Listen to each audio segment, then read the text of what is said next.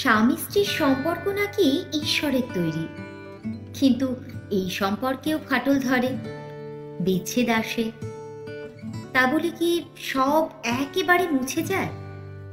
ভোলা যায় কি সব? রবি ঠাকুরের সেই লাইন দুটো আবার মনে পড়ে যায়। রাতের সব তারাই থাকে দিনের আলোর গভীরে। কি তাই না? নমস্কার বন্ধুরা, আমি পায়েল। কাহিনীতে আবারও আপনাদের স্বাগত। আজ আবার একটা ভিন্ন স্বাদের প্রেমের গল্প নিয়ে চলে এসেছি কাহিনীর মঞ্চে। কাহিনীর আজকের নিবেদন বিখ্যাত লেখক শ্রী সুবোধ ঘোষের লেখা অসাধারণ একটি রোম্যান্টিক গল্প যতুগৃহ। গল্প কেমন লাগলো কমেন্ট সেকশনে লিখে জানান প্লিজ। ভালো লাগলে প্লিজ লাইক ও শেয়ার করুন। আর প্রতি রবিবার কাহিনী শুনতে ভুলবেন না কিন্তু। কাহিনীকে সাবস্ক্রাইব করতেও ভুলবেন না কিন্তু।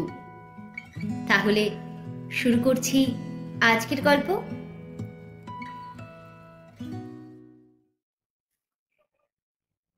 এত রাত্রি এটা কোন ট্রেন?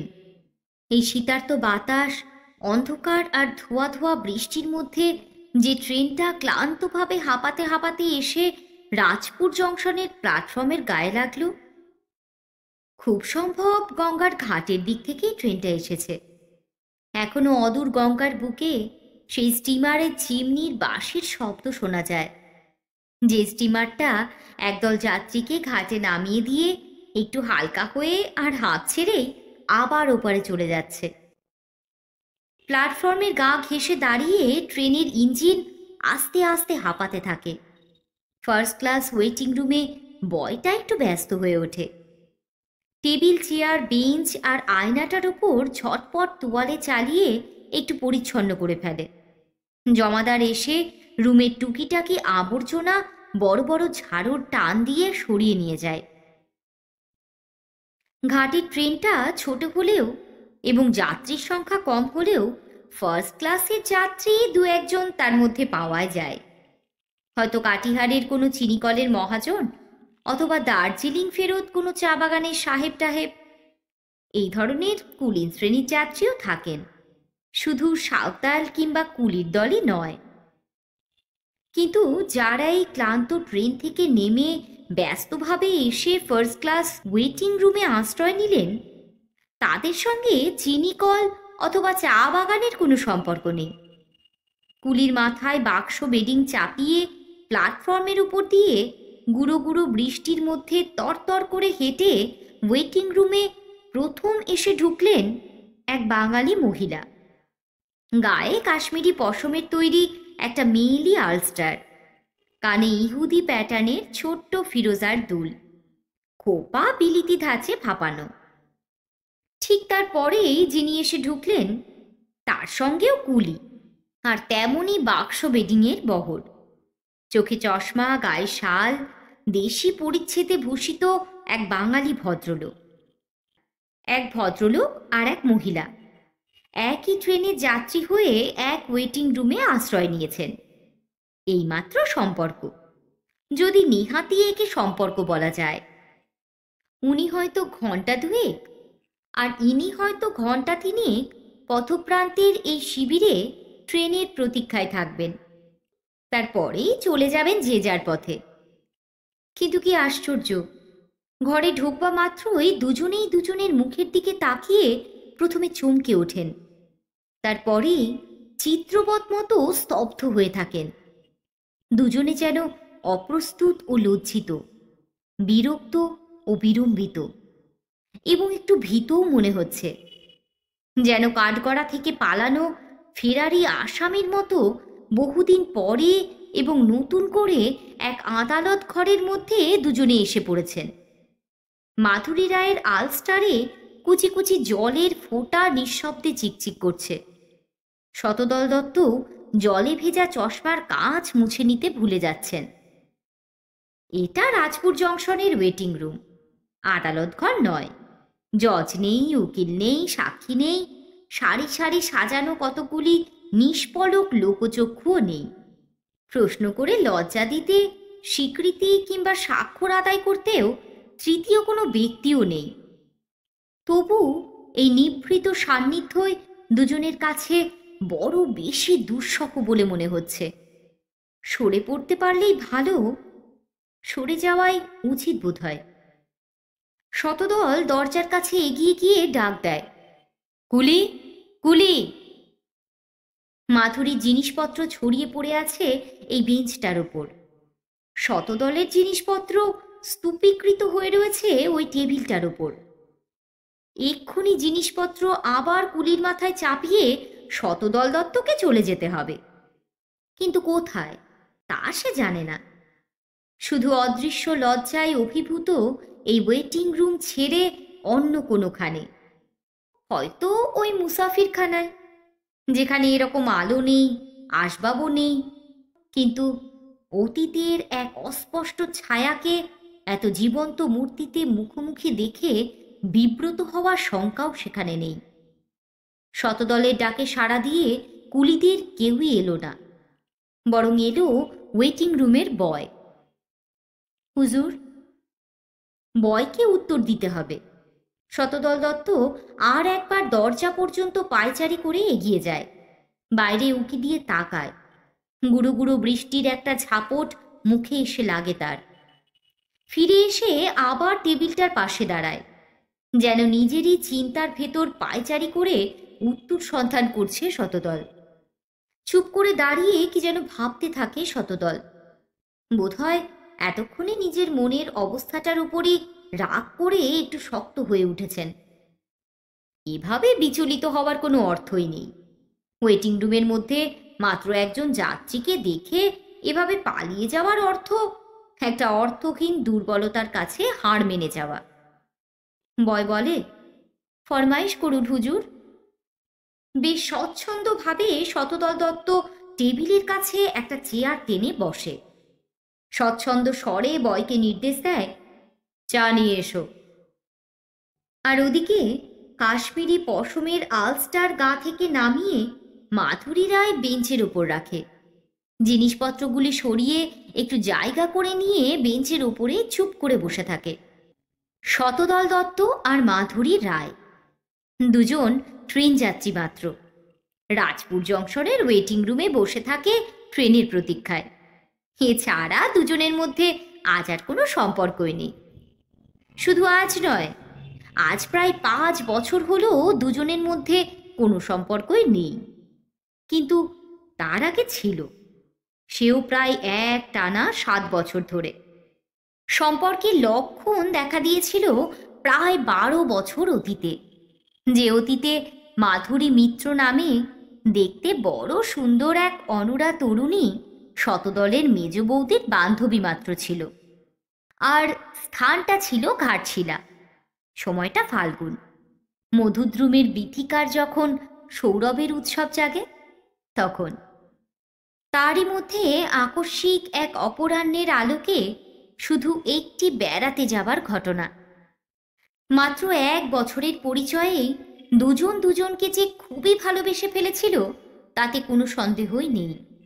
সে ভালোবাসা আইন মতো রেজিস্ট্রারিও করা হয়, তার মধ্যেও কোনো ভুল ছিল না।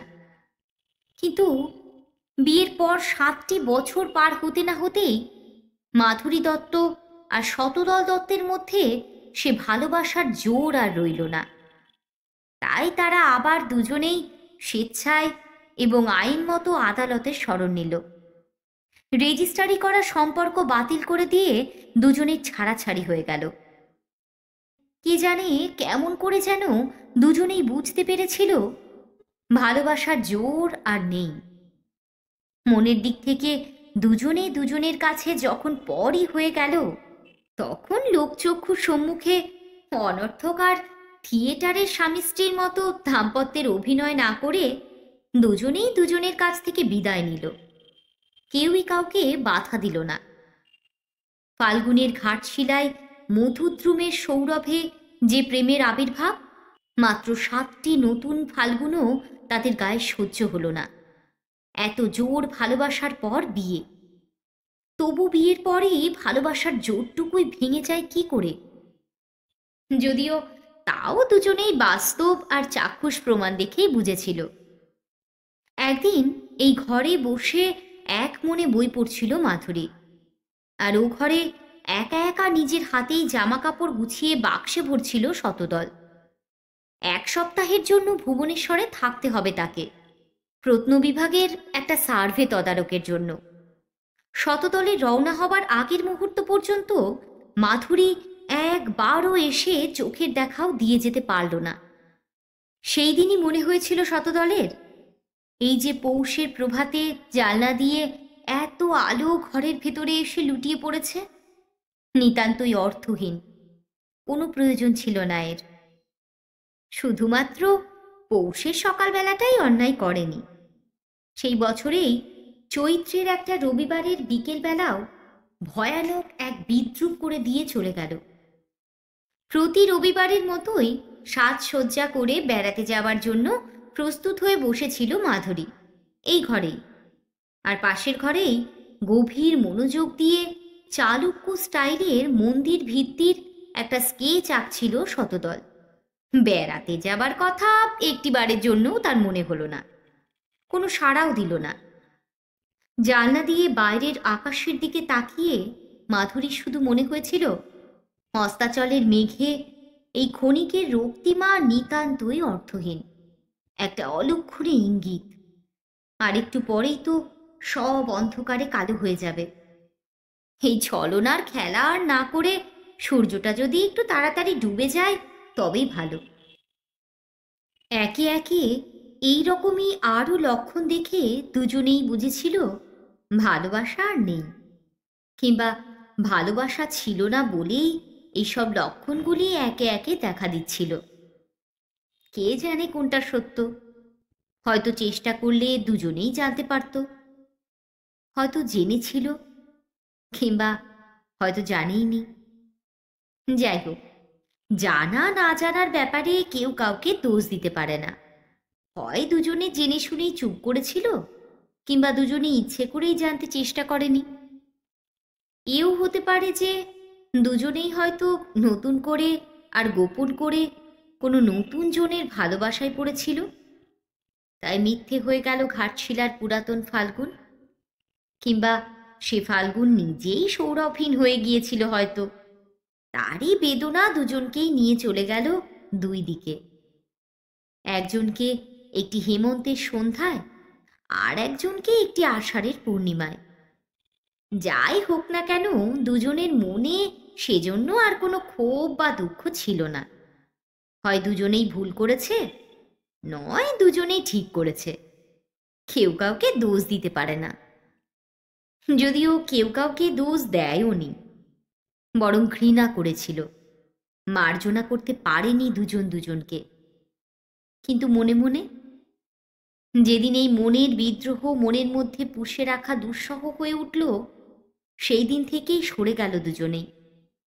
কেউ কাউকে অভিযোগ আর অপবাদের আঘাত না দিয়ে ভদ্রভাবে আদালতে আবেদন করে 7 বছরের সম্পর্ক নিঃশেষে চুকিয়ে দিল। ছাড়াছাড়ি হবার পর বছর দেড়েক যেতে না যেতেই শতদল শুনেছিল মাধুরী বিয়ে করেছে অনাদি রায় নামে এক ইঞ্জিনিয়ারকে। মাধুরী খবরের কাগজে পড়েছিল অধ্যাপক শতদল দত্ত আবার বিয়ে করেছে। নবজীবন সঙ্গিনীর নাম সুধাকণা, কলকাতারই একটা সেলাই স্কুলের টিচার।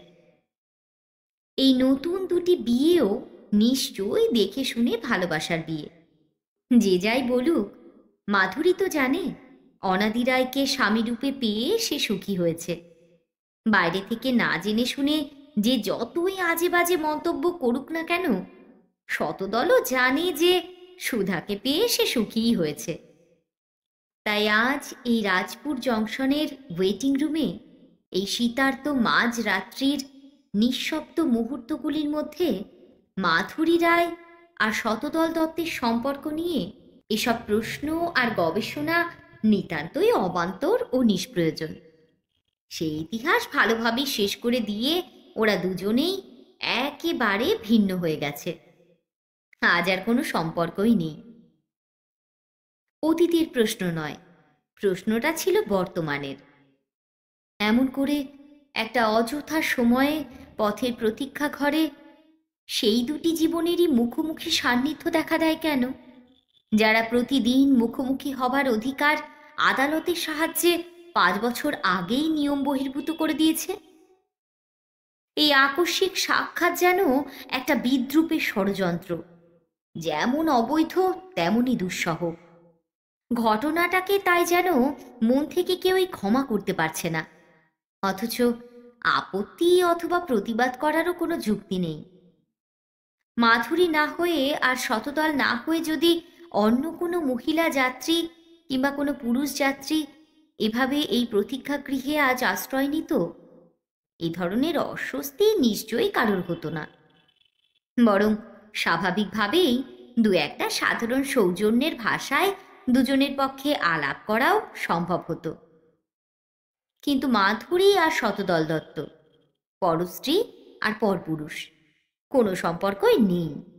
তবু মন ভরা সংকোচ আর অস্বস্তি নিয়ে ওয়েটিং রুমের নিঃশব্দতার মধ্যে অসহায়ভাবে যেন বন্দী হয়ে বসে থাকে। এই মৌনতার মধ্যে শতদল দত্তের ভারাক্রান্ত মন কখন যে ডুবে গিয়েছিল, তন্দ্রার মতো একটা ক্লান্তিহরণ আরামে দুই চোখ বুজে গিয়েছিল, তা সে বুঝতেই পারেনি। চোখ খুলেই প্রথমেই বুঝতে পারে এটা ওয়েটিং রুম। একটু দূরেই বেঞ্চের ওপর বসে রয়েছে মাধুরী, দেওয়ালের দিকে মুখ ঘুরিয়ে, কৌতূহলহীন এবং নিষ্পলক একজোড়া চোখের দৃষ্টি। শতদল কিন্তু মুখ ফিরিয়ে নিল না। তার দু চোখে একটা লুকিয়ে দেখবার কৌতূহল যেন চঞ্চল হয়ে উঠল। কিন্তু কি এমন দেখবার আছে? আর নতুন করেই বা দেখবার কি আছে? আছে আছে, এমন মেঘ রঙের ক্রেপেরা শাড়ি তো কোনোদিন পরেনি মাধুরী। এমন করে এত লম্বা আঁচলও মাধুরীকে কখনো লুটিয়ে দিতে দেখেনি শতদল। বেড়াতে যাবার সময় মাধুরীকে অবশ্য পরতে হতো তাঁতের শাড়ি ঢাকায় কিংবা অন্য কিছু। চলতে গেলে যে শাড়ির ভাজে ভাজে ফিস ফিস করে অদ্ভুত এক শব্দের সুর শিহরিত হয়, আঁচলে অবশ্যই মাখতে হতো এক ফোঁটা হাসনুহানার আরও। এইভাবে সুর ও সৌরভ হয়ে শতদলের পাশে চলতে হতো মাধুরীকে, নইলে শতদলের মনই ভরত না। সেই সুর আর সৌরভের কোনো অবশেষ আজ আর নেই। মাধুরী বসে আছে এক নতুন শিল্পীর রুচি দিয়ে গড়া মূর্তির মতো, নতুন রঙে আর নতুন সাজে। এমন করে সন্তর্পণে অনাধিকারীর অবৈধ লোভ নিয়ে এবং লুকিয়ে লুকিয়ে কোনো দিন মাধুরীকে দেখেনি শতদল। আজ দেখতে পায় আর বুঝতে পারে এই মূর্তি সে মূর্তি নয়, একেবারে নতুন আর বেশ একটু কঠিন। ইঞ্জিনিয়ার অনাদি রায়ের স্ত্রী মাধুরী রায়। অবান্তর চিন্তা আর অস্বস্তি থেকে মুক্তি পায় শতদল। বেশ স্বচ্ছন্দভাবেই এবার নিজের প্রয়োজনের দিকে মন দেয়। ছোট একটা চামড়ার বাক্স খুলে তোয়ালে আর সাবান বের করে, হোলডল খুলে তার ভেতর থেকে একটা বালিশ আর চাদর বের করে অর্ধশয়ান লম্বা চেয়ারটার উপর রাখে। শতদলের দিকে তাকিয়ে দেখার কোনো প্রয়োজনই ছিল না মাধুরীর। সে তাকিয়েছিল আয়নার প্রতিবিম্বিত শতদলের দিকে। ইচ্ছে করে নয়, আয়নাতে শতদলকে দেখতে পাওয়া যাচ্ছিল তাই। এবং ইচ্ছে না থাকলেও লুকিয়ে দেখার এই লোকটুকু সামলাতে পারেনি মাধুরী। আয়নার দিকে তাকিয়ে দেখতে পায় মাধুরী বেশ স্বচ্ছন্দভাবেই কাজ করছে শতদল। হাতঘড়িটাকে খুলে নিয়ে একবার দম দিয়ে টেবিলের ওপর রাখে শতদল। মাধুরী বুঝতে পারে এই ঘড়িটা সেই ঘড়ি নয়। ঘড়ির ব্যান্ডটাও কালো চামড়ার, যে কালো রং কোনো দিন পছন্দ করত না মাধুরী। এবং মাধুরীর রুচির সম্মান রেখে শতদলও কোনো দিন কালো ব্যান্ড পরত না। আরও চোখে পড়ে আংটিটা নতুন। বালিশের ঢাকার মধ্যেও বৈশিষ্ট্য আছে, রঙিন আর ফুলতোলা। মাধুরী তো জানে সাদা প্লেন আর মোলায়েম কাপড়ের ঢাকা ছাড়া এসব রংচং আর কাজ করা জিনিস কোনোদিনই পছন্দ করতো না শতদল। বুঝতে পারে মাধুরী, সেলাই স্কুলের টিচার সুধা ভালো করেই সব বদলে দিয়েছে। সাবান আর তোয়ালে নিয়ে স্নানের ঘরে চলে গেল শতদল। আয়নার দিক থেকে চোখ ফিরিয়ে এবার টেবিলের উপরেই স্তূপীকৃত শতদলের সংসার সামগ্রীর দিকে তাকিয়ে দেখতে থাকে মাধুরী। এতক্ষণে যেন প্রত্যক্ষভাবে তদন্ত করবার একটা সুযোগ পাওয়া গেছে। কিন্তু এমন কি বহুমূল্য নিদর্শন দেখার জন্য মাধুরীর দৃষ্টি টেবিলের ওপর স্তূপীকৃত জিনিসপত্রের মধ্যে তল্লাশি করে ফিরছে, তা বোধহয় সে নিজেই জানে না। অনেকক্ষণ ধরে দৃষ্টি ঘুরিয়ে ফিরিয়ে সবকিছুই দেখল মাধুরী। সবই নতুন, 5 বছর আগের কোনো স্মৃতির চিহ্নটুকু নেই। এমন কৌতূহল না হওয়াই উচিত ছিল।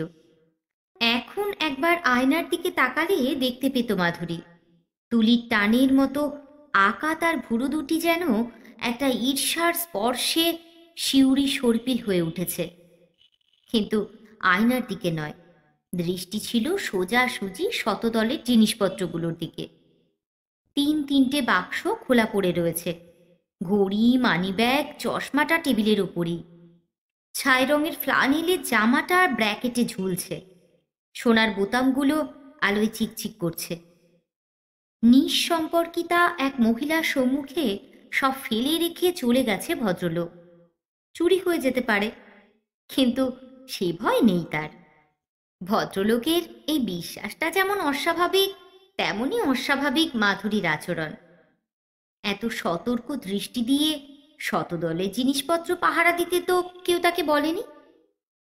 শতদল আবার ঘরে ঢুকতেই মাধুরী অন্যদিকে মুখ ফিরিয়ে নেয়। হোক না দর্পণের প্রতিচ্ছায়া, একটু স্পষ্ট করেই এবার দেখতে পায় মাধুরী শতদল আগের চেয়ে অনেক রোগা হয়ে গেছে। সেলাই স্কুলের মাস্টারনির এদিকে বিশেষ কিছুই যত্ন নেই বলেই মনে হয়। হোক না 5 বছরের অদেখা, আজও দেখে বুঝতে পারে মাধুরী খুব খিদে না পেলে শতদলের মুখটা ঠিক এরকম শুকনো দেখাতো না। মাধুরীর অনুমান মিথ্যে নয়। শতদল একটা টিফিন কেরিয়ার খুলে খাবারের বাটিগুলো বের করে টেবিলের ওপর রাখে, খেতে বসে। হাত তুলতে গিয়েই কি ভেবে হাত নামিয়েও নেয়। ঘরের কোণে রাখা জলের কুজোটার দিকে একটা গেলাস হাতে নিয়ে এগিয়ে যায়। দৃশ্যটা মাধুরীর চোখে আঘাতের মতো বেজে উঠবে কল্পনাও করতে পারেনি মাধুরী, এবং তার জন্য প্রস্তুতও ছিল না। হঠাৎই হয়ে গেল। আয়নার দিক থেকে মুখ ফিরিয়ে সোজা শতদলের দিকে হঠাৎ ক্ষুব্ধভাবে তাকায় মাধুরী। এই চকিত গ্রীবাভঙ্গি, মৃদু ভ্রুকুটি আর চোখের কুপিত দৃষ্টি তার এতক্ষণের গম্ভীরতার চেয়ে বেশি স্বাভাবিক দেখায়। মাধুরী বলে, ও কি হচ্ছে? আকস্মিক প্রশ্নে শতদল একটু চমকে উঠে মাধুরীর দিকে তাকায়। মাধুরী আবার বলে, একটা মুখের কথা বললে এমন ভয়ানক দোষের কিছু তো হতো না। শতদলের গম্ভীর মুখ হঠাৎই সুস্মিত হয়ে ওঠে। হেসে হেসেই বলে, না না, দোষ আর কি। মাধুরী উঠে দাঁড়ায় এবং এগিয়েও আসে। নিস্তব্ধ ওয়েটিং রুমের দুঃসহ মুহূর্তগুলির পেছন থেকে যেন তার আত্মা এতক্ষণে মুক্তি পেয়েছে। শতদলের স্বচ্ছন্দ হাসির শব্দে মাধুরীর ক্লিষ্ট মনের গাম্ভীর্য ভেঙে যায়। শতদলের হাত থেকে গেলাসটা নিয়ে হাসি মুখে বলে, তুমি বলো। এটা ওয়েটিং রুম, কর্নওয়ালিস স্ট্রিটের বাড়ি নয়। আর মাধুরীর জন্মদিনের উৎসবও আজ নয়। যেদিন উৎসবের শোরগোল থেকে শতদলকে এমনই একটি ঘরের নিভৃতে নিয়ে গিয়ে সেই যে জীবনে প্রথম নিজের হাতে খাবার পরিবেশন করে খাইয়েছিল মাধুরী। কুজো থেকে জল ঢেলে নিয়ে গিলাসটা টেবিলের উপর রেখে খাবারগুলো একটা ডিশের মধ্যে সাজিয়ে দিতে থাকে মাধুরী। কাচের গেলাসে আর মাধুরীর হাতের চুড়িতে অসাবধানেই সংঘাত লাগে, শব্দ হয়। 5 বছর আগের নিস্তব্ধ অতীত সেই নিক্কণে যেন চমকে জেগে ওঠে। 2 ট্রেন যাত্রী নয়, দেখে মনে হবে ওরা এই সংসারেরই 2টি সহজীবন যাত্রী। আর সেই জীবনযাত্রায় কোনো খুঁত আছে বলে তো মনে হয় না। মাধুরীর হাতের আঙুলগুলি দেখতে যদিও একটু রোগা রোগা হয়ে গেছে, কিন্তু খাবারগুলোকে সেই রকমই আলগোছে যেন চিমটি দিয়ে তোলে। সেই পুরনো অভ্যাস। শতদলের পাশেই প্রায় গা ঘেঁষে দাঁড়িয়ে আছে। নিস্তব্ধ ঘরে মাধুরীর ছোট ছোট নিঃশ্বাসের শব্দ মাঝে মাঝেই বেশ স্পষ্ট করেই শোনা যায়। আঁচলটা কাঁধ থেকে খসে গিয়ে শতদলের একটা হাতের উপর লুটিয়ে পড়েছে।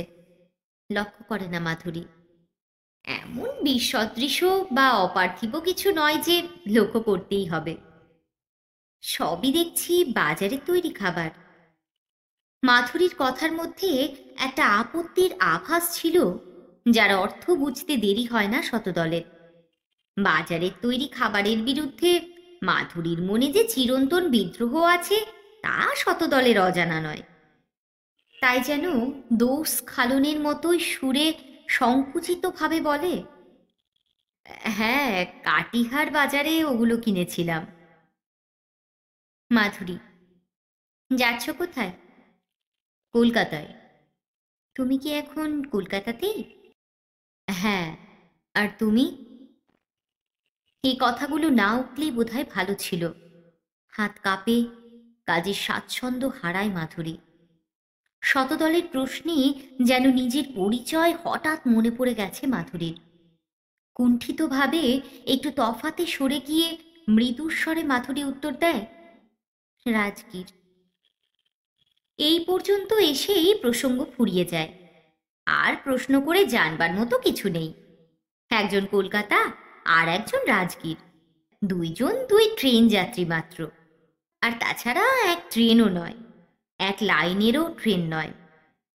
তবু মনের ভুলে দুজনে যেন বড় কাছাকাছি হয়ে গিয়েছিল, যা নিতান্তই অশোভন ও অসঙ্গত। তাই দিয়েই দুজনে যেন কিছুক্ষণের মতোই বড় শোভন ও সঙ্গত হয়ে উঠেছিল। হয়তো কোনো প্রসঙ্গ না পেয়ে শতদল বলে, তোমাকে তাহলে বোধহয় পাটনার ট্রেন ধরতে হবে, তাই না? হ্যাঁ, তুমি খেয়ে নাও। এক নিঃশ্বাসে যেন জোর করে কোনো মতে কথাগুলি উচ্চারণ করেই মাথুরি সরে যায়। সত্যিই তো, পাটনার ট্রেনেই তো চলে যেতে হবে। চিরকালের মতো তো এখানে বসে থাকবার জন্য সে আসেনি। নিজের হাতঘড়িটার দিকে সন্ত্রস্তভাবে তাকায় মাধুরী। তারপর আবার আগের মতোই বেঞ্চটার উপর গিয়ে বসে থাকে। খাবারগুলো শতদলের সম্মুখে সাজানো। কাচের গেলাসের গায়ে বিদ্যুতের বাতিটার আলো ঝলকায় জলটাকে তরল আগুনের মতো মনে হয়। আবার বোধহয় অপ্রস্তুত ও লজ্জিত হয়েছে শতদল। কিন্তু বড় শ্লেষ, বড় জ্বালা আছে লজ্জায়। সব জেনে শুনেও হঠাৎ লোভের ভুলে এক প্রহেলিকার মায়াকে যেন সত্য বলে বিশ্বাস করেছিল শতদল। ছটফট করে চেয়ার ছেড়ে উঠে দাঁড়ায় শতদল। চাদরটা গায়ে জড়িয়ে লম্বা চেয়ারটার ওপর শুয়ে পড়ে সিগারেট ধরায়। খাবার খেতে পারল না শতদল। কিন্তু কেন? এই প্রশ্নের উত্তর আজ নিজের মনের মধ্যেই খুঁজে পাওয়ার জন্য কোনো চেষ্টাও করে না শতদল। ওয়েটিং রুম আবার ওয়েটিং রুম হয়ে ওঠে। দুই সম্পর্কহীন অনাত্মীয়, ভিন্ন ভিন্ন ট্রেনের দুই যাত্রী প্রতীক্ষার মুহূর্ত গুনছে। কিন্তু ট্রেনও আসছে না, তৃতীয় কোনো যাত্রীও এসে এ ঘরে প্রবেশ করছে না। আসে একটি বয়, হাতে একটি ট্রে, তার উপর চায়ের সরঞ্জাম সাজানো। একটি টিপট, একটি দুধের জার, একটি চিনির পাত্র, কিন্তু পেয়ালা দুটি। টেবিলের উপর ট্রে সমেত চায়ের সরঞ্জাম রেখে বয় চলে যায়। তৃষ্ণার্ত দৃষ্টি তুলে চায়ের পাত্রের দিকে একবার তাকায় শতদল, কিন্তু পর মুহূর্তে যেন একটা বাধা পেয়েই দৃষ্টি ফিরিয়ে নেয়। ট্রের উপর দুটি চায়ের পেয়ালা। কি ভয়ানক বিদ্রূপ! কোন বুদ্ধিতে বয়টা দুটো পেয়ালা দিয়ে গেল কে জানে। সেরকম কোনো নির্দেশ তো বয়কে দেয়নি শতদল। সুতরাং চা খাওয়াও আর সম্ভব হলো না। সোজাসুজি তাকিয়ে না দেখুক, মাধুরী যেন মনের চোখ দিয়ে স্পষ্ট করেই দেখতে পাচ্ছে খাবার স্পর্শ করছে না শতদল, চাও বোধহয় খাবে না। বয়টা 1 নম্বরের মুখ্য। চাটা যদি ঢেলে দিয়ে যেত তবে ভদ্রলোক বোধহয় এরকম কুণ্ঠিত হয়ে বসে থাকতেন না। কিন্তু এত কুণ্ঠাই বা কেন? এ তো আর মধুপুর নয়, সেজ মামার বাসাও নয়, আর সেই বড়দিনের ছুটির দিনটাও নয়। বড়দিনের ছুটিতে মধুপুরে সেজ মামার ওখানে বেড়াতে গিয়েছিল শতদল আর মাধুরী। প্রথম দিনেই দুর্ঘটনা ঘটেছিল। অনেকটা এই রকমই নিঃশব্দ প্রতিবাদের মতোই চা না খেয়ে সারা সকালটা বাগানের একটা ঝাউ গাছের নিচে চেয়ার টেনে বসে রইল শতদল। প্রতিবাদের কারণ, বাড়িতে এত লোক থাকতে আর সবার উপর মাধুরী থাকতেও শতদলকে চা দিয়ে গেল বাড়ির চাকর। রহস্যটা যখন ধরা পড়ল, বাড়ি শুদ্ধ লোক লজ্জায় অপ্রস্তুত হয়ে গেল। সবচেয়ে বেশি বকুনি খেল মাধুরী। মামিমা বকলেন, সেজ মামা বকলেন, এমনকি অল্পভাষী বড়দাও বললেন, যখন জানিস যে তুই নিজের হাতে চা না এনে দিলে শতদল অসন্তুষ্ট হয় তখন। কিন্তু এইটা তো ওয়েটিং রুম, সেজ মামার বাসা তো আর নয়। অভিমানী স্বামীর মতো এমন মুখ ঘুরিয়ে এভাবে পড়ে থাকা আজ আর শতদলকে একটুও মানায় না। কিন্তু কি আশ্চর্য, এই বিসদৃশ্য অভিমানের আবেদন ওয়েটিং রুমের অন্তর যেন স্পর্শ করে। রঙ্গমঞ্চের একটি নাটকাঙ্কের দৃশ্যের মতোই কৃত্রিম হয়েও ঘটনাটা সত্যি সত্যি মান অভিমানের দাবি নিয়েই যেন প্রাণময় হয়ে ওঠে। মাধুরীকে এখানে ধমক দিয়ে কর্তব্য স্মরণ করিয়ে দেওয়ার কেউ নেই, তবু নিজের মনের গভীরেই কান পেতে শুনতে পায় কেউ যেন তাকে কর্তব্য স্মরণ করিয়ে দিচ্ছে। খাবারটা খাচ্ছ না কেন? বড় কোমল ও মৃদু অনুনয়ের সুর ছিল মাধুরীর কথায়। শতদল শান্তভাবেই উত্তর দেয়, না, এত রাত্রে এসব আর খাবো না। তবে শুধু চাই খাও। হ্যাঁ, চা অবশ্য খেতে পারি, তুমি খাবে না? মাধুরীর মুখে হাসির ছায়া পড়ে। আমার কি চা খাবার কথা ছিল? শতদল লজ্জিতভাবেই হাসে। তা অবশ্য ছিল না, কিন্তু বয়টা যখন ভুল করে 2টো পেয়ালায় দিয়ে গেছে তখন তখন 1 পেয়ালা চা আমার খাওয়াই উচিত, কি তাই তো? মাধুরীর কথার মধ্যে কোনো সংকোচ বা জড়তা ছিল না। হেসে হেসেই কথাগুলি বলতে পারে মাধুরী। শতদল বলে, আমি তো তাই মনে করি। বয়টার আর কি দোষ বলো? না, বয়কে আর দোষ দিয়ে লাভ কি? দুজনেই ক্ষণিকের মতো গম্ভীর হয়। সত্যি তো, বয়কে দোষ দিয়ে লাভ নেই। মাধুরীর কথাগুলির মধ্যে এমন একটা আক্ষেপের সুর যেন মিশে আছে। বোধহয় বলতে চায় মাধুরী, বয়টার দোষ হবে কেন? দোষ তো অদৃষ্টের। নইলে আজ 5 বছর পরে এমন একটা বিশ্রী রাত্রিতে একটা ওয়েটিং রুমের চক্রান্তে পড়ে কেন এভাবে অপ্রস্তুত হতে হবে তাকে? হয় আর চুপ করে বসে থাকার শক্তি ছিল না, নয় ইচ্ছে করেই এই ওয়েটিং রুমের চক্রান্তে আত্মসমর্পণ করতে চায় মাধুরী। উঠে দাঁড়ায়, টেবিলের কাছে এগিয়ে আসে, চা তৈরি করে সেই হাতে, সেই নিপুণতা দিয়ে, স্বচ্ছন্দে এবং সাগ্রহে। শতদলও ওঠে, একটা চেয়ার তুলে নিয়ে এসে টেবিলের কাছে নিজের চেয়ারের পাশে রাখে। মাধুরীর দিকে তাকিয়ে বলে, বসো। মাধুরী আপত্তি করে না। আপত্তি করার মতো জেদগুলিকে আর মনের মধ্যে খুঁজে পাচ্ছে না সে। রাজপুর জংশনের ওয়েটিং রুম 2 অনাত্মীয় নরনারীর মনের ভুলে ধীরে ধীরে দম্পতির নিভৃত তীরের মতো আবেগময় হয়ে উঠেছে বুঝতে পারলেও কেউ আর কাউকে বাধা দিতে চায় না। শতদলের পাশে চেয়ারে বসে পড়ে মাধুরী। চায়ে চুমুক দিয়েই একটা তৃপ্তির নিঃশ্বাস ছাড়ে শতদল। শুধু চায়ের আস্বাদ পেয়ে নিশ্চয় নয়, চায়ের সঙ্গে মাধুরীর হাতে স্পর্শ মিশেছে। তৃষ্ণা মিটে যাবারই তো কথা। শতদল হাসি মুখে বলে, তোমার গম্ভীর ভাব দেখে সত্যিই এতক্ষণ বড় অস্বস্তি হচ্ছিল। মাধুরীও হাসে, তোমার তো অস্বস্তি হচ্ছিল, কিন্তু আমার যা হচ্ছিল তা আমিই জানি। শতদল বলে, ভয় করছিল বুঝি? মাধবী মাথা হেঁট করে বলে, হুম। ছি, ভয় করবার কি আছে? হাসতে হাসতে আলাপটা শুরু হয়েও শেষ দিকে কথাগুলি কেমন এক করুণতার ভাবে বিনমিত হয়ে ওঠে। মাধুরীর কথাগুলি বেদনাময় স্বীকৃতির মতো, শতদলের কথায় আশ্বাসের নিবিড়তা। সে অতীত, অতীত হয়েই গেছে, আজ আর ভয় করবার কি আছে?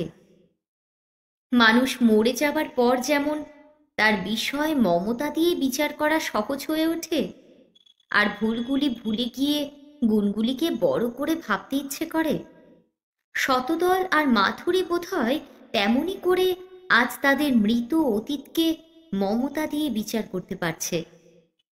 অতীতের সেই ভয়, ঘৃণা, সংশয়ের ইতিহাস যেন নিজেরই জ্বালায় ভস্ম হয়ে সংসারের বাতাসে হারিয়ে গেছে চিরতরে। আজ শুধু মনে হয় সেই অতীত যেন 7 বছরের একটি রাত্রির আকাশ, তার মধ্যে ফুটে উঠেছে ছোট বড় কত তারা, কত মধুর ও স্নিগ্ধ তার আভা। সে আকাশ একেবারে হারিয়ে গেছে ভাবতে কষ্ট হয়, বিশ্বাস করতেও ইচ্ছে করে না, বরং ফিরে পেতে ইচ্ছে করে। শতদলের মুখের দিকে তাকিয়ে মাধুরী বলে, তুমি অনেক রোগা হয়ে গেছো জানো।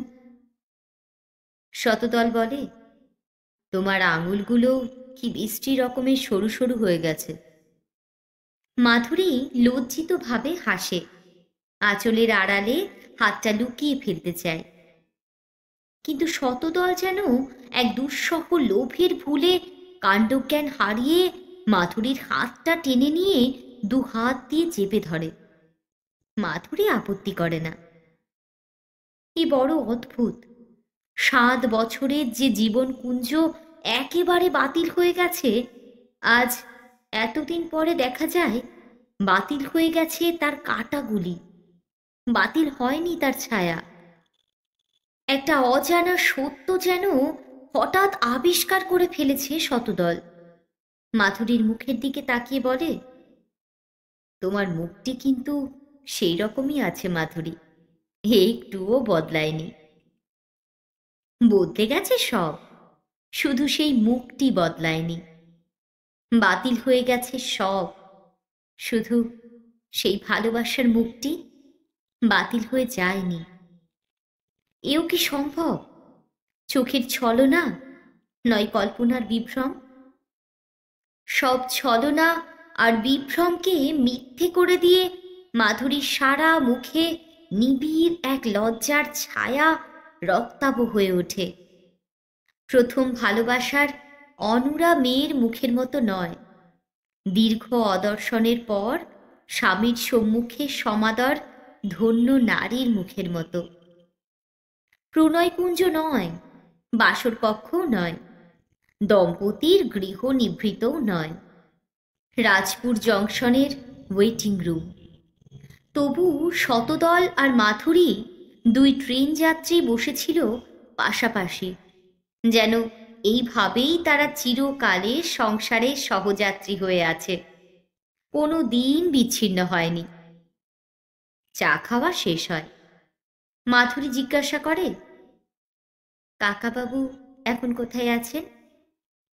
শতদল বলে, তিনি দেরাদুনে বাড়ি করেছেন এবং সেইখানেই আছেন। আর পুটি? পুটির তো বিয়ে হয়ে গেছে, সেই রমেশের সঙ্গেই। দিল্লি সেক্রেটারিয়েটে ভালোই একটা চাকরি পেয়েছে রমেশ। মাধুরীর হাতটা বড় শক্ত করে ধরেছিল শতদল। 5 বছর অতীতের এক পলাতক মায়াকে অনেক সন্ধানের পর এতদিনে কাছে পেয়েছে সে। 2 হাত দিয়ে ধরে রেখেছে তার একটি হাত, যেন আবার না হারিয়ে যায়। তুমি বিশ্বাস করো মাধুরী, কি? তোমাকে আমি ভুলিনি, ভুলতে পারা যায় না জানো। বিশ্বাস না করার কি আছে, চোখেই দেখতে পাচ্ছি তো। কিন্তু তুমি, কি তুমি ভুলতে পেরেছো আমাকে? দু চোখ বন্ধ করে মাধুরী, যেন চারিদিকের বাস্তব সংসারের লোকচক্ষুগুলিকে অন্ধ করে দিয়ে উত্তর দেবার জন্য প্রস্তুত হয়। মাথাটা শতদলের বুকের কাছে একটু ঝুঁকে পড়ে। দু চোখের কোণে ছোট ছোট মুক্তা কণিকার মতো দুটি সজলতার বিন্দু জেগে ওঠে। দু হাতে জড়িয়ে মাধুরীর মাথাটা বুকের উপর টেনে নেয় শতদল। বলতেই হবে মাধুরী, আমি না শুনে ছাড়ব না কিন্তু। হঠাৎ ছটফট করে উঠল মাধুরী, যেন একটা আগুনের জ্বালা হঠাৎ দু হাতে জড়িয়ে ধরেছে। শতদলের হাত ছাড়িয়ে সে উঠে দাঁড়ায়। বাইরে শীতার্ত রাত্রি স্তব্ধতা চমকে দিয়ে প্রবল শব্দে লোহার ঘণ্টা বাজছিল ঝনঝন করে। ঘরের ভেতর আয়নাটাও কাঁপছিল, যেন দুটি জীবনের এই দুঃসাহসের ব্যভিচার সইতে না পেয়ে ওয়েটিং রুমটায় আর্তনাদ করে উঠেছে। ধুলিয়ান আপ প্যাসেঞ্জার এসে পড়েছে। ছুটোছুটি সারা পড়ে গেছে প্ল্যাটফর্মের উপর। এই ট্রেনেই তো ওর আসবার কথা। উদ্ভ্রান্তির মতো কথাগুলো বলতে বলতেই দরজার দিকে ছুটে যায় মাধুরী। তৃতীয় যাত্রী এসে ওয়েটিং রুমে প্রবেশ করে। মাধুরীকে দেখতে পেয়েই তার সারা মুখ আনন্দে দীপ্ত হয়ে ওঠে, যেন এই অমাবৃত রাত্রির পথে এক নিঃসঙ্গ পথিক এতক্ষণ পরে পান্থশালার আলোক দেখতে পেয়েছে। মাধুরী রায়ের স্বামী অনাদি রায়। মাধুরীর মুখও পুলকিত হয়ে উঠেছে দেখা যায়, কিন্তু তখনও যেন একটু বিষণ্ণতার স্পর্শ লেগেছিল। ক্লান্ত প্রদীপের আলোকে যেমন একটু ধোঁয়ার ভাব থাকে, ঠিক তেমন। অনাদি রায় কিন্তু তাতেই বিচলিত হয়ে ওঠেন।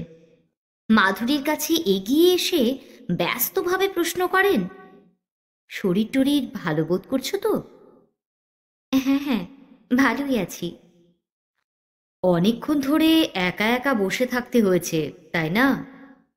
হুম, কি করব বলো, ট্রেনগুলো যেরকম বেটাইমে চলছে, নইলে তো 2 ঘন্টা আগেই পৌঁছে যেতাম। অনাদি রায় উৎসাহের সঙ্গে একটা বেডিং খুলতে আরম্ভ করলেন। মাধুরী আপত্তি করে, থাক থাক, ওসব আর খোলামেলা করে লাভ নেই। তুমি বরং একটু শুয়ে নাও মাধুরী, রেস্ট পেলে শরীর ভালো বোধ করবে। থাক না, আর কতক্ষণই বা। অনাদি রায় কিন্তু নিরুৎসাহিত হলেন না। বাক্স খুলে একটা মির্জাপুরি আলোয়ান বের করলেন। দুভাঁজ করে নিজের হাতেই আলোয়ানটা মাধুরীর গায়ে পরিপাটি করে জড়িয়ে দিলেন। এতক্ষণ চেয়ারের ওপর স্থির হয়ে বসে দেখছিল শতদল। একটা প্রহসনের দৃশ্য, নির্মম ও অশোভন। কিন্তু বেশিক্ষণ স্থির হয়ে বসে থাকা আর সম্ভব হলো না। একবার ব্যস্ত হয়ে উঠে দরজা পর্যন্ত এগিয়ে গিয়ে বাইরে উকি দিয়ে দেখে। ফিরে এসে জিনিসপত্রগুলো একবার অকারণেই টানাটানি করে, যেন একটা শাস্তির কারাগারে বন্দী হয়ে শতদলের অন্তরাত্মা ছটপট করছে। পৃথিবী হাতড়ে একটু সুস্থির হবার মতো ঠাঁই অথবা পালিয়ে যাবার পথ খুঁজতে থাকে শতদল। দৃশ্যটা সত্যি সহ্য হয় না তার। মির্জাপুরি আলোয়ান যেন মাধুরীর পথশ্রম ক্লান্ত আত্মাকে শত অনুরাগে জড়িয়ে ধরে রেখেছে। অনাদি রায় নামে এই সজ্জন কি গরবে গরিয়ান হয়েই বসে আছেন হাসি মুখে। আর ওই মাধুরী যেন পৌরাণিক কিংবদন্তির এক নারী, স্বয়ংবরার অভিনয় মাত্র করে, কিন্তু বরমাল্য দান করে তারই গলায়, যে তাকে লুট করে রথে তুলে নিয়ে চলে যেতে পারে। এক ভগ্ন বাহু প্রতিদ্বন্দ্বীর মতো সকল পরাভবের দীনতা নিয়ে অসহায়ভাবে তাকিয়ে থাকে শতদল। সহ্য করতে কষ্ট হয় তার। চলে গেলেই তো হতো, কেন বসে বসে এত জ্বালা সহ্য করছে শতদল? কিন্তু যেতে পারে না, শুধুমাত্র একটি লোভের জন্য। মাধুরীর কাছ থেকে সেই প্রশ্নের উত্তরটা শুনে যাবার লোভ। মাধুরী তাকে ভুলতে পারেনি। মাত্র এইটুকু সত্য মাধুরীর মুখ থেকে শুনে যেতে পারলেই জয়ীর আনন্দ নিয়ে চলে যেতে পারবে শতদল। কিন্তু ইহজীবনে এই উত্তর শুনে যাবার আর সুযোগ হবে কিনা সন্দেহ। অনাদি রায় ঘড়ি দেখলেন, বোধহয় ট্রেনের টাইম হয়ে গেছে। মাধুরী তার আলস্টার তুলে নিয়ে গায়ে দিল। কুলিও পৌঁছে গেল। পাটনার ট্রেন আসছে। স্বামীর পাশেই দাঁড়িয়েছিল মাধুরী। কুলিরা চটপট জিনিসপত্রগুলি মাথায় চাপিয়ে দাঁড়ালো। রাজপুর জংশনের ওয়েটিং রুমকে শূন্য করে দিয়ে ওরা এখনই চলে যাবে। শতদলের মনে হয় মাধুরী যেন যাবার আগে এক যৌতুকগৃহের গায়ে আগুনের জ্বালা লাগিয়ে দিয়ে সরে পড়ছে। 7 বছরের আকাশ কি নিতান্তই মিথ্যা? তাকে কি ভুলতে পারা যায়? ছিন্ন করে দিলেই কি ভিন্ন করা যায়? এই প্রশ্নের উত্তর আর দিয়ে যাবে না মাধুরী। উত্তর দেবার আর কোনো সুযোগও নেই।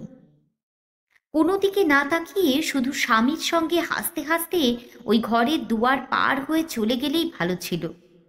কিন্তু ঠিক সেভাবে চলে যেতে পারল না মাধুরী। কুলিরা চলে গেল, অনাদি রায়ও চলে গেলেন। কিন্তু দরজার কাছ পর্যন্ত এসেই মাধুরী যেন চরম অন্তর্ধানের আগে এই যৌতুকগৃহের জন্যই একটা অলীক মমতার টানে একবার দাঁড়ায়। মুখ ফিরিয়ে শতদলের দিকে তাকায়, হাসি মুখে বিদায় চায়। যায়। শতদল হাসতে চেষ্টা করলেও পারল না।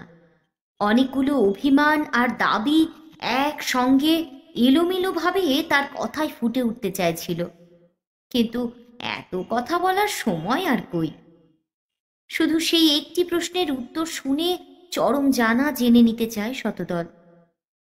যাচ্ছ, কিন্তু আমার প্রশ্নের উত্তর তো দিয়ে গেলে না মাধুরী? হাসি মুছে যায়। বিস্মিতভাবেই তাকিয়ে মাধুরী প্রশ্ন করে, কোন প্রশ্ন? শতদল বলে, সত্যি ভুলে গেছ? উত্তর দেয় না মাধুরী।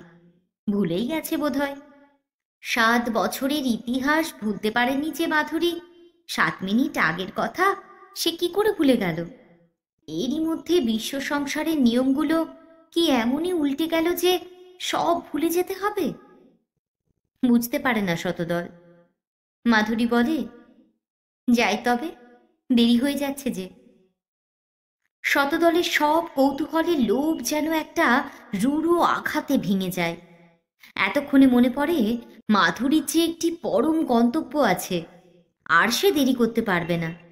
7 বছর দেরি করিয়ে দিয়েছে শতদল। এখন আর এক মুহূর্তও মাধুরীকে দেরি করিয়ে দেবার কোনো অধিকারই তার নেই।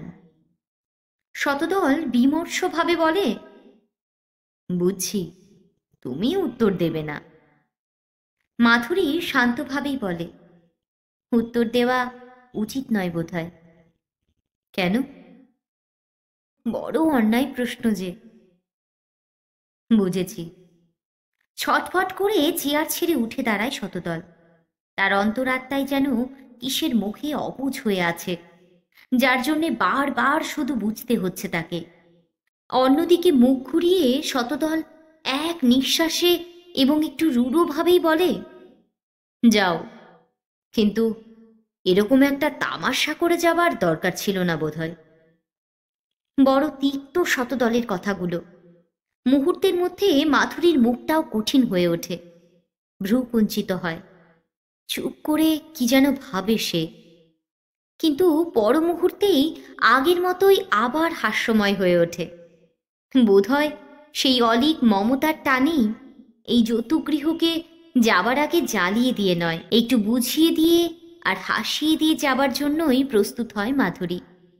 হাত ঘড়িটার দিকে একবার চকিতে তাকিয়ে নিয়ে মাধুরী বলে, একবার সুধাকে নিয়ে রাজগিরে বেড়াতে এসো। শতদল অপ্রস্তুতভাবে তাকায়। তারপর?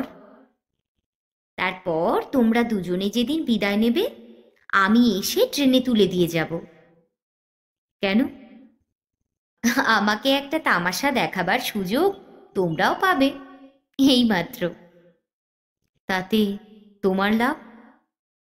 মাধুরী হেসে ফেলে। লাভ কিছু নয়, তোমার মতোই হয়তো এইরকম মিছিমিছি রাগ করে কতগুলি বাজে কথা বলবো। মাত্র কয়েকটি মুহূর্তে নিষ্পলক চোখে তাকিয়ে থাকে শতদল, তারপরেই বলে ওঠে, বুঝলাম। কথাটা বেশ জোরেই উচ্চারণ করে এবং সঙ্গে সঙ্গে হাসতে থাকে শতদল। এই বাজে কথার অভিমান আর দাবিগুলো যেন নিজের স্বরূপ চিনতে পেরেই অট্টহাস্য করে উঠেছে। এতক্ষণে সত্যিই বুঝতে পেরেছে শতদল।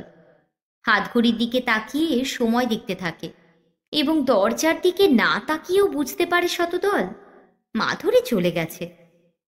যতুগৃহে আর আগুনের স্ফুলিঙ্গ লাগে না, লাগলো উচ্চ হাসির প্রতিধ্বনি। রাজপুর জংশনের যেন শক্তি ভেঙে গেল। আর একটি আগন্তুক ট্রেনের সংকেত ধ্বনিও বাজে। কলকাতার ট্রেনও এসে পড়েছে, এদিকের প্ল্যাটফর্মে নয়, উল্টো দিকে। কুলির মাথায় জিনিসপত্র চাপিয়ে শতদল দত্ত ব্যস্তভাবে চলে যায়। দুদিকে ট্রেন দুদিকে চলে যাবে। রাজপুর জংশনের শেষ রাত্রি ক্ষণিক কলরবের পর নীরব হয়ে যাবে।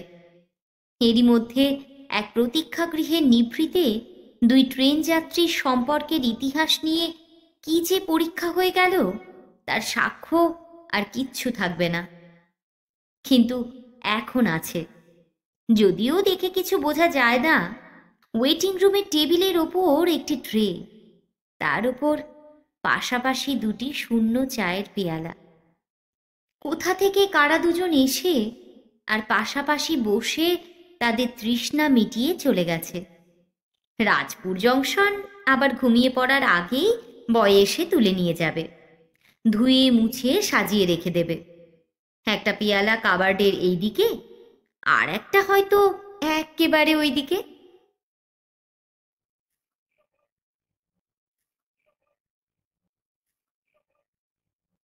বন্ধুরা, আজকের মতো গল্প পাঠ এখানেই শেষ করছি। গল্প কেমন লাগলো কমেন্ট সেকশনে লিখে জানান প্লিজ। খুব শিগগিরই আবার একটা ভিন্ন স্বাদের নতুন গল্প নিয়ে চলে আসবো কাহিনীর মঞ্চে। ততক্ষণের জন্য বিদায়।